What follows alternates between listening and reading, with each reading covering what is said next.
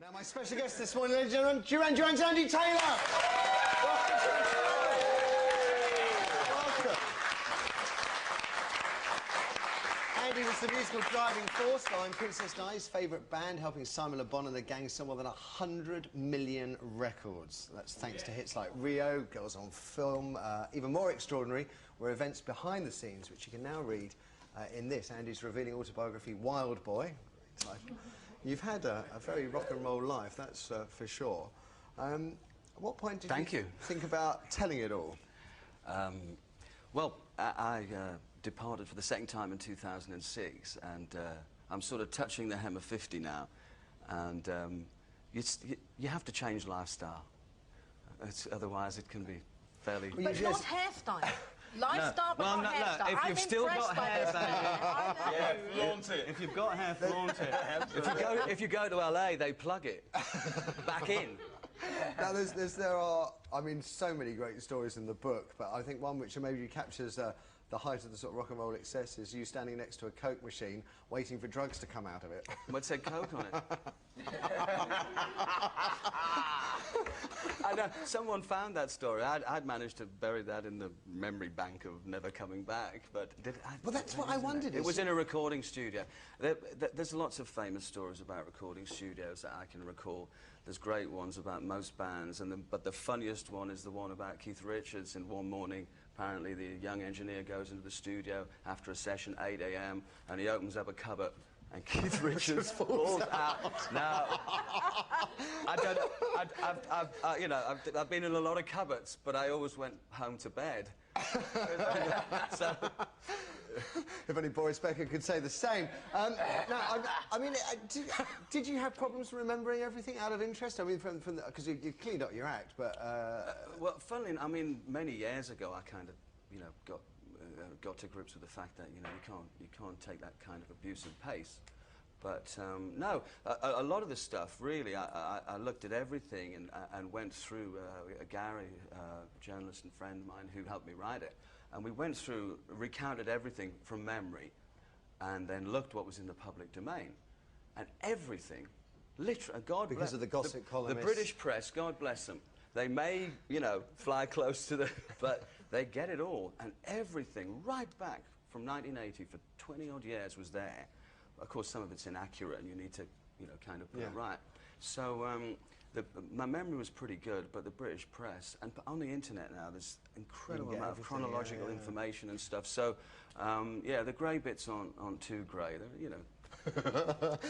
Hugely expensive video at the time. I can remember when it came out, they were talking about it being the most expensive video to date. It was probably the most expensive a British artist ever made. It was about £1 million then. And I remember going to the shoot. You know, when you make videos, there's a lot of hurry up and wait, and you sit around all day and that. And we were sitting around with our accountant, and I'm going, go on, just give us a clue. How much are we wasting? And the bill goes up and up. And if you go over midnight, you know, you have extra thing. And literally, they had to blow the set up at the end for some of the shots, and it was like 5 to midnight, and they had to, and the whole thing, and crazy. As a youngster watching it, I just kept hoping the snake was going to bite Simon Le Bon's head off. I'm sorry, it's just the way it was. I was in love with a girl called Tanya Viskovich, and she wasn't in love with me. I'm sure he's had a few snakes bite his head off. Oh, it seems so unfair. So unfair. Listen, great to have you with us. Really is. Because you live in Ibiza, don't you? Yeah, I have a do you keep Mediterranean diet. Yeah, keep up to speed with things over here? Yeah, well, you have a Sky TV, and that's about, and you can get the BBC and all the channels. They go in and out. Yeah. Usually it goes out when the football comes on. At night time, you're halfway through an England game, and but you get the sunshine. But yeah, we get the sunshine, but we don't get the sun. Oh. Let's tell you about today's show, folks. Kicks off with the headlines. Andy will take us through those. First, though, it's the news, or the newspapers. What have you got for us, Andy? Well, this morning, when the alarm went at 5:30, this story... Very rock and roll, is it? 5:30 getting up these days. I didn't say I was asleep. The alarm went... and this story came on, and I live on a holiday island in Ibiza, so I'm used to, you know, seeing all these different aircrafts and trying to get a cheap flight. And this company's gone bust, XL. Third biggest charter holiday company in the country, millions of people affected. And until midnight last night, these monkeys were taking money off people. They were still taking bookings. Now, and I watched the news report, and somebody said, well, probably they weren't trading insolvently, which of course is not allowed. Yeah. But they were still taking bookings until midnight, and none of the passengers. So the cynical side of it is, all of the other airlines who have got flights to destinations like Tenerife have put their prices up today to like £900 for half a ticket. So they can the money from the XL. So not only can people not get back, but people who want to go out and replace the tickets are going to have to pay, like a couple of grand for a family to go. And something else I heard, which I didn't realise before, and I don't know if this is across the board, but certainly the case with XL, if you buy the tickets from their website, you're not covered by the ABTA travel deal. No, you're not.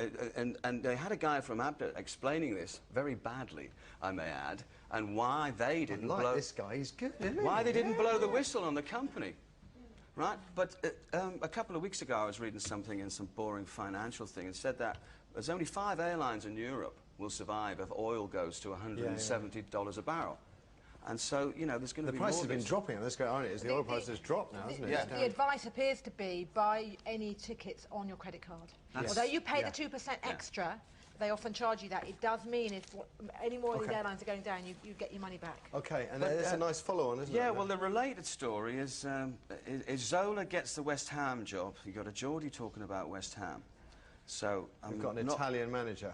But they have XL on their shirt. That augurs well, then, doesn't it? Well, it's the curse of the football shirt because Northern Rock and Newcastle. That's right. Yeah, Keegan 8 months, Zola XL. 8 minutes so far. That's brilliant. So they're saying, well, will they get a new sponsor? Probably not, because they're tied in, and they've probably had the money anyway. But it's not really a good start for them. No. I don't think. Irony of ironies. What else have we got? Well, the channel went up, and it says that there was an explosion deep in the tunnel, and there was another lorry near it carrying something even more flammable, which would have, been disastrous. Last time there was a fire, it was a lorry as well in this the sort of goods tunnel. Explosions in tunnels, the world we live in. I mean, scary stuff, isn't it? It just shows you. This was exactly the day yesterday we were talking about 2 hours to Paris, if you remember. It seems, slightly tempting fate. They were trumpeting the fact, you're going to be able to get to Paris in 2 hours, marvellous, marvellous, and then there's no trains at all today, are there? Well, I mean, your worst nightmare journey would be XL from Glasgow, and then to pick up this today. You're a star. They do something on the M20 down there. M20, and they do something. It's called stacking when there's a problem at the channel.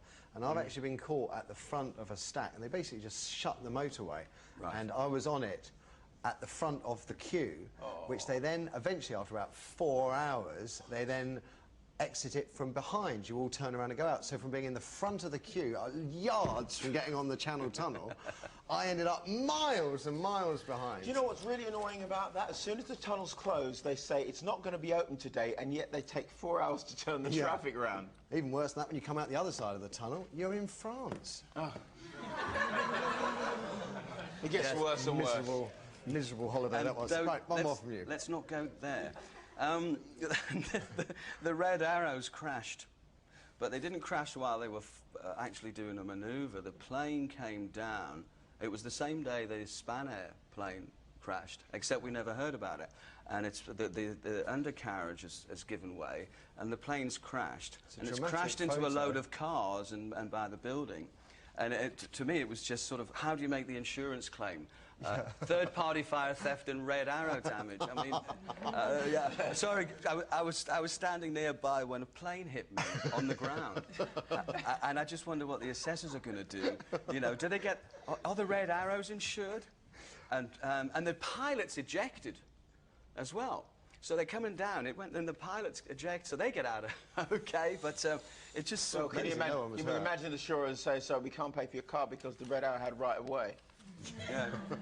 And the other thing is that young Theo Walcott's everywhere. Yeah. And God bless him. Yeah. And can I just say what a beautiful girlfriend he has as well? Really? I just noticed. He seems very attractive. He's a footballer. Yeah, so quite a good one. We've got our gig now. Yeah. Larry, what have you got, please? Yes, there's a review backing the idea of yellow school buses. As in the States, in America, they have yellow school buses that take kids to school. What they're saying is they should introduce them here. And David Blunkett, the former education secretary, thinks it would revolutionise the school run.